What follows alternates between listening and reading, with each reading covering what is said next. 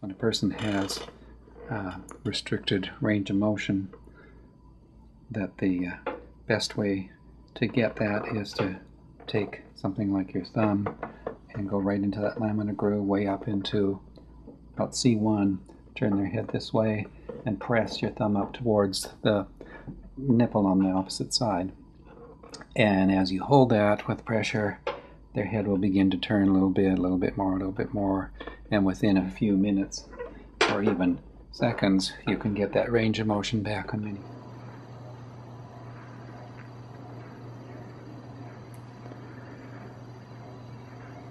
There's a little muscle that runs from here to here, rector muscle. There are little rotatory muscles. We can get right in between the vertebrae here with this little tool. Treat the periosteum on the bones. Treat the little muscles.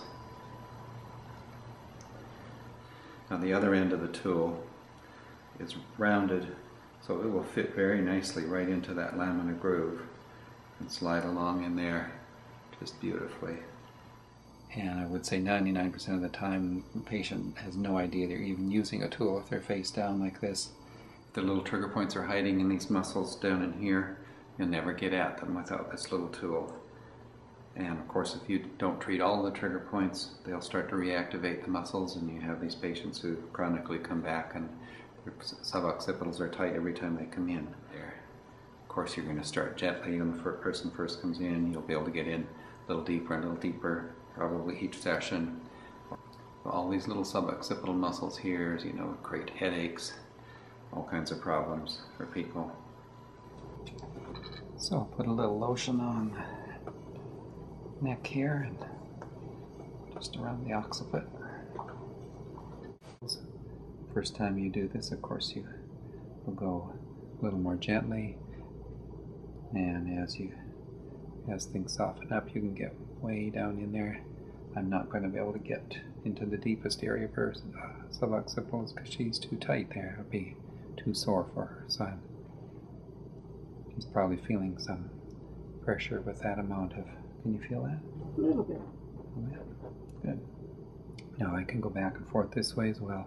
Yes, this one will actually lift itself up and over as you're going along. You'll be able to feel the surface of that tight, whether that's a ligament or muscle, etc.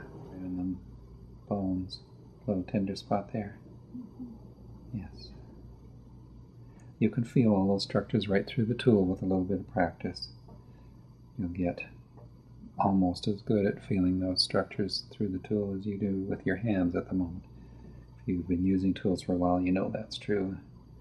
If you're just thinking about using tools, trust me, you'll be amazed how quickly you'll get very good senses right through the tools. Now, of course, I'll use the ball to get right into the laminar groove.